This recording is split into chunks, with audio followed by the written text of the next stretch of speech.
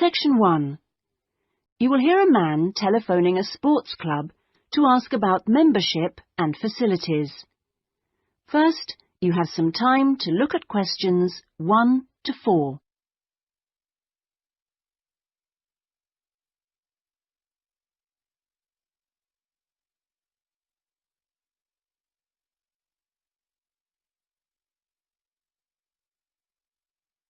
You will see that there is an example that has been done for you. On this occasion only, the conversation relating to this will be played first. Good morning. Sorry, it's gone 12. I'll start again.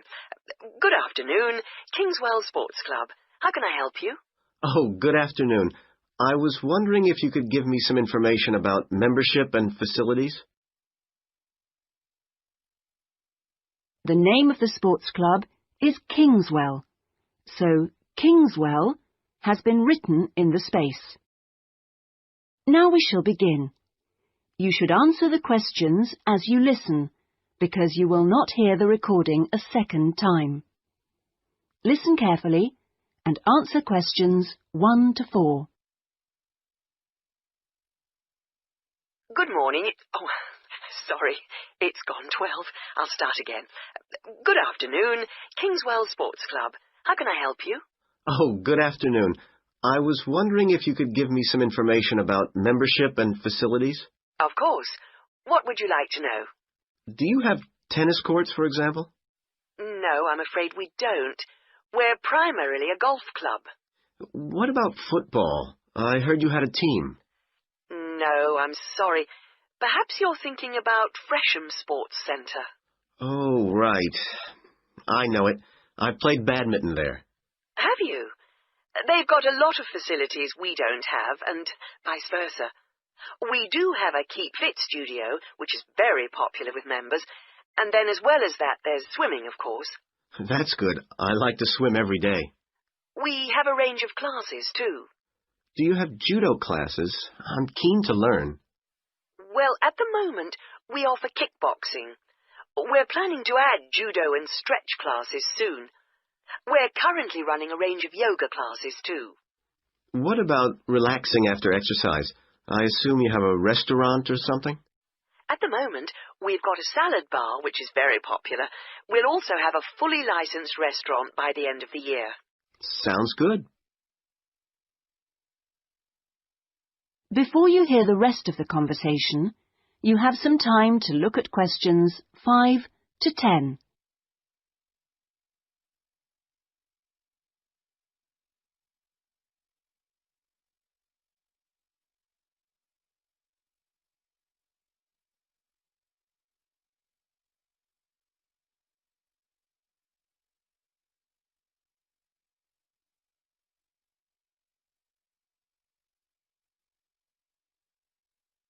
Now listen and answer questions 5 to 10.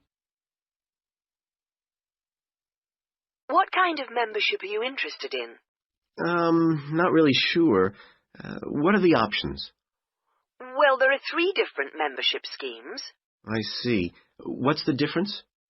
Well, the first one's called Gold, and you can use all the facilities at any time of the day or week. You can also join in as many classes as you like for free. That sounds good. Is it very expensive? Well, you pay a £250 joining fee, and then it's £450... Oh, no, I'm sorry. It's just gone up by £50. Sorry about that. It's now £500 for the annual subscription fee. Right, got that. And what's the next type? Well, that's silver. It's the same as gold, except you have to pay a small fee of £1 per lesson for any you do, and you can only use the centre at certain times. I see. So when exactly? You can only use the facilities between 10 a.m. and 4:30 p.m. So I couldn't use the pool at 8 in the morning or evening then? That's right. Okay, and the price for that? Is the joining fee the same as for gold? Actually, it's slightly less than the £250. It's £225. but the annual fee is only £300. Does that sound more like what you want? Well, it's still rather more expensive than I thought. I'm a student here in England, and I'm only here for 6 months. Ah, then the bronze scheme would probably suit you best. How is that different? Well, some of the facilities have restricted use. And do I have to pay for classes? Yes, it's £3 for each class you join. I see. And what are the hours then? Between 10:30 and 3:30 weekdays only, and you pay a £50 joining fee. The annual fee is £180. It works out at £15 a month, so that would be quite a lot cheaper. Oh, that should be all right. I could come in my free periods. What do I have to do if I want to join? Well, we book you in for an assessment with an instructor who will show you how to use all the equipment. If you want to organise a trial session and look around the centre, you'll need to speak to David Kinchley. Could you spell that, please? Yes, David, KynChley.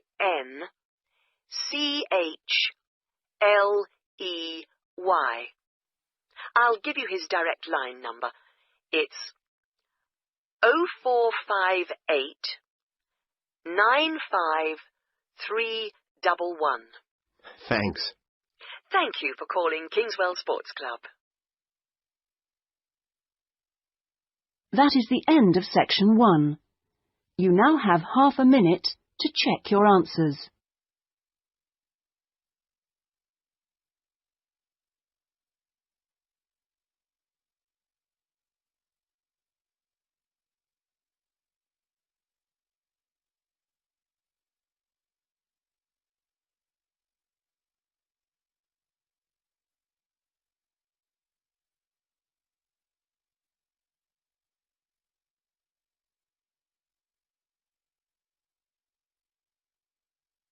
Now turn to section 2.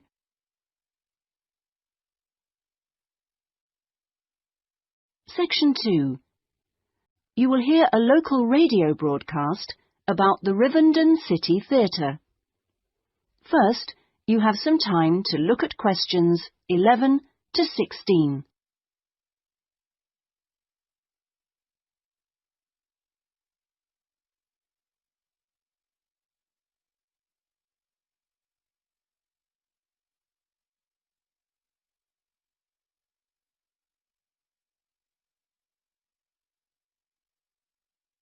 Now listen carefully and answer questions 11 to 16. And here on Radio Rivenden, we have Lynn Rawley, the Public Relations Officer of our own Rivenden City Theatre. Hello, Lynn. Hello. Now, the theatre is reopening soon after its 3-year redevelopment program, isn't it? That's right, and there are a lot of improvements. The first thing people will see when they go in is that the foyer has been repainted in the original green and gold. Then the box office has been reoriented with its own access from the side of the building instead of through the foyer, which means it can be open longer hours and has more space too. The shop that used to be in the foyer, which sold books and CDs, is the one part of the redevelopment which isn't yet complete. The plan is to find new premises for it near the theatre, and we've had difficulty finding somewhere suitable. We hope to reopen the shop in the next few months. Will audiences find any difference in the auditorium? Yes, we've increased the legroom between the rows. This means that there are now fewer seats, but we're sure audiences will be much happier. And we've installed air conditioning so it won't get so hot and stuffy. We already had a few seats which were suitable for wheelchair users, and now there are twice as many, which we hope will meet demand. Something else that will benefit audiences is the new lifts. The two we used to have were very small and slow. They've now gone, and we've got much more efficient ones. Anything for the performers? Yes, we've made a number of improvements backstage. The small, dark dressing rooms we used to have been converted into 2 large, airy rooms, so they're much more comfortable now. And the state-of-the-art electronic sound and lighting systems have been installed. Before you hear the rest of the talk, you have some time to look at questions 17 to 20.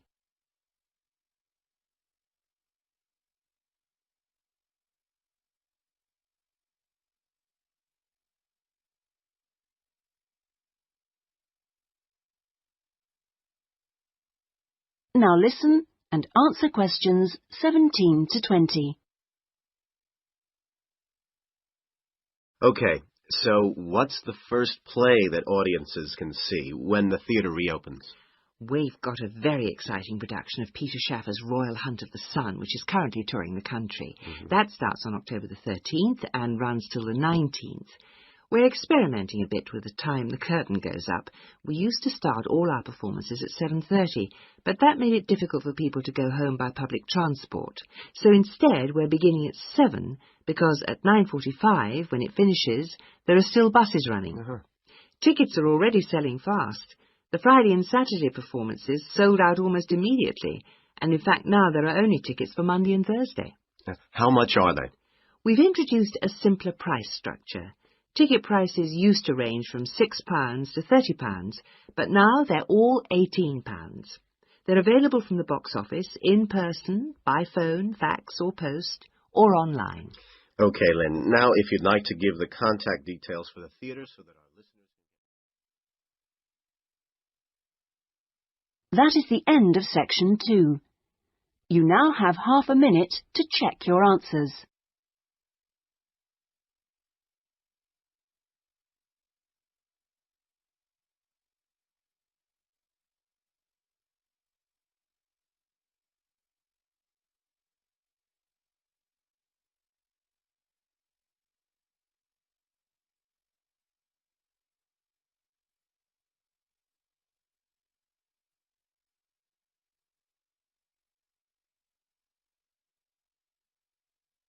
Now turn to section 3.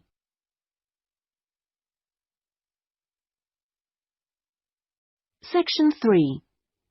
You will hear a man inquiring about college courses. First, you have some time to look at questions 21 to 25.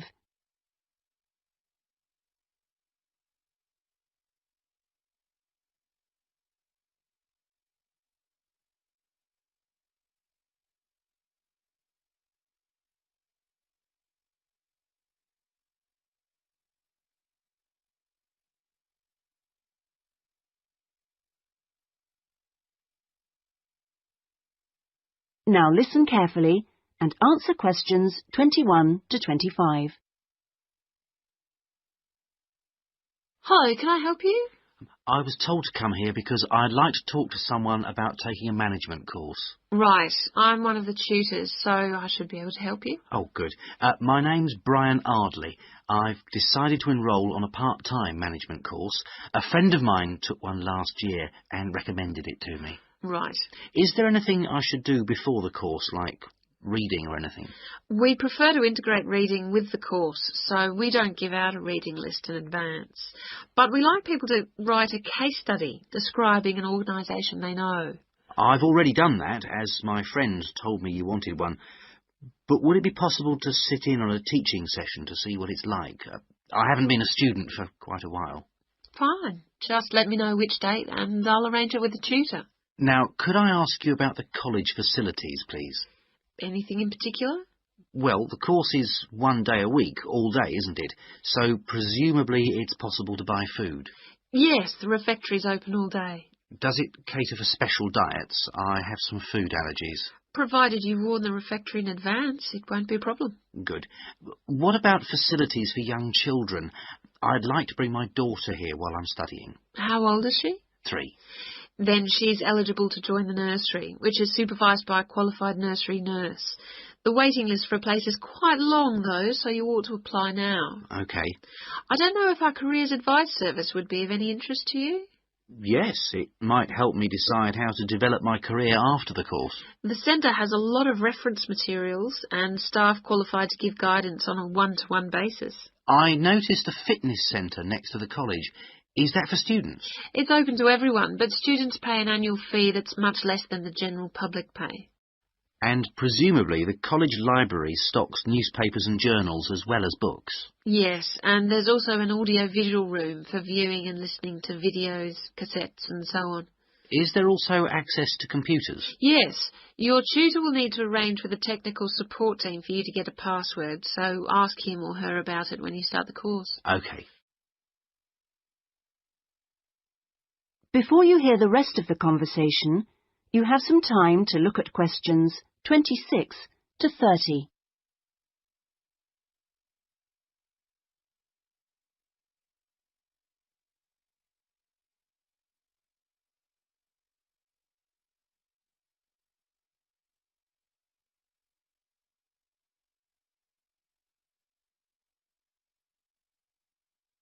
Now listen and answer questions 26 to 30. By the way, do you know about our business centre? No, what's that? It's a training resource, a collection of materials for people to study on their own or use in their own organisations. Uh-huh. You mean books and videos? Yes, and manuals for self-study, plus a lot of computer-based materials so people can work through them at their own speed and repeat anything they aren't sure about. And you can hire laptops to use in your own home or workplace, as well as printers that you can take away. Does it have anything that I could use to improve my study skills? I don't have much idea about report writing, and I'm sure I'll need it on the course. Oh, yes, there's plenty of useful material. Just ask one of the staff. Does the centre cover all the main areas of business? Yes, topics like finance and, of course, marketing, that's a popular one. Local managers seem to queue up to borrow the videos. So it isn't just for students, then? No, it's for members only, but anyone can join. How much does it cost? £100 a year for a company and £50 for an individual, with no discount for students, I'm afraid. Well, that's very helpful. Well, I think that's all. I'd better go home and fill in the enrolment form. Thanks for all your help. You're welcome. Goodbye. Goodbye. That is the end of section 3. You now have half a minute to check your answers.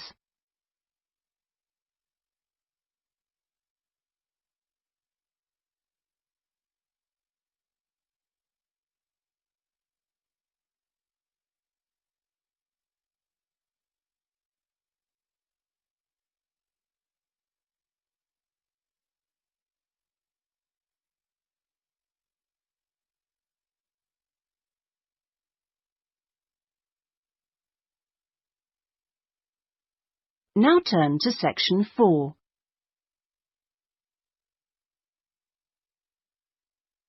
Section 4. You will hear a talk on a social history of the East End of London. First, you have some time to look at questions 31 to 40.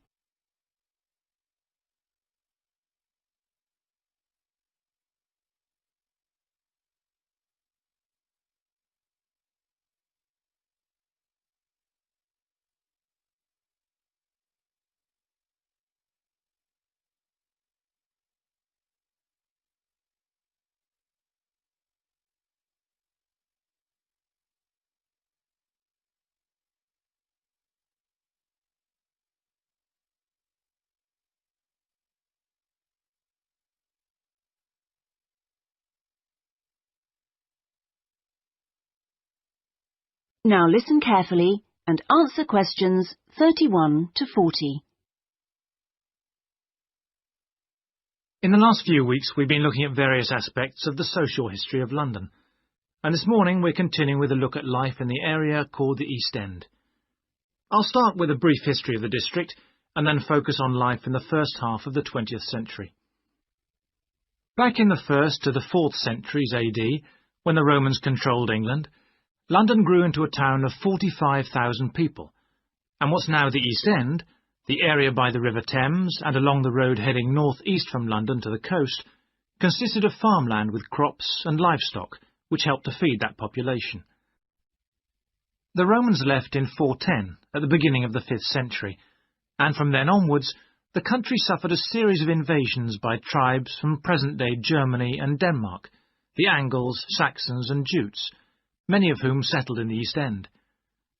The technology they introduced meant that metal and leather goods were produced there for the first time, and as the East End was by the river, ships could transport goods between there and foreign markets.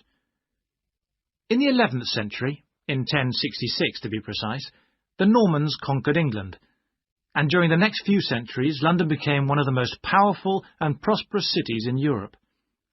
The East End benefited from this, And because there were fewer restrictions there than in the city itself, plenty of newcomers settled there from abroad, bringing their skills as workers, merchants or moneylenders during the next few hundred years. In the 16th century, the first dock was dug, where ships were constructed, eventually making the East End the focus of massive international trade. And in the late 16th century, when much of the rest of England was suffering economically, a lot of agricultural workers came to the East End to look for alternative work. In the 17th century, the East End was still a series of separate, semi-rural settlements. There was a shortage of accommodation, so marshland was drained and built on to house the large numbers of people now living there. By the 19th century, London was the busiest port in the world, and this became the main source of employment in the East End. Those who could afford to live in more pleasant surroundings moved out, and the area became one where the vast majority of people lived in extreme poverty and suffered from appalling sanitary conditions.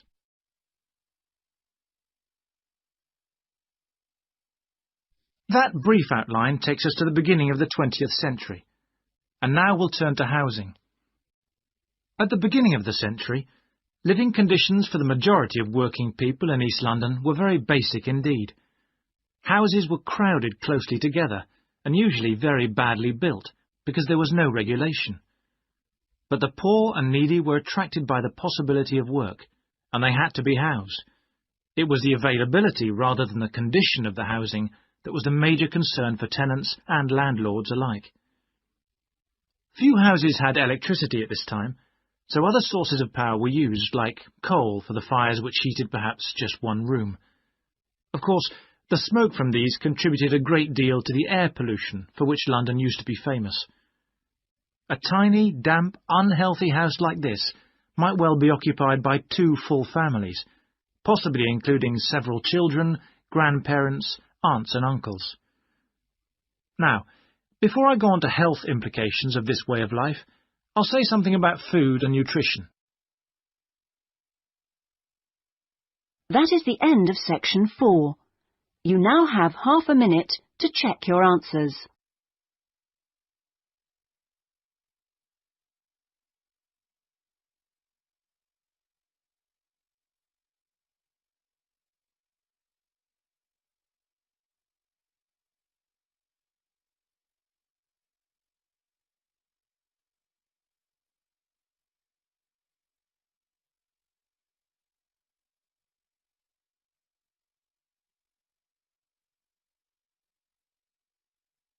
That is the end of the listening test.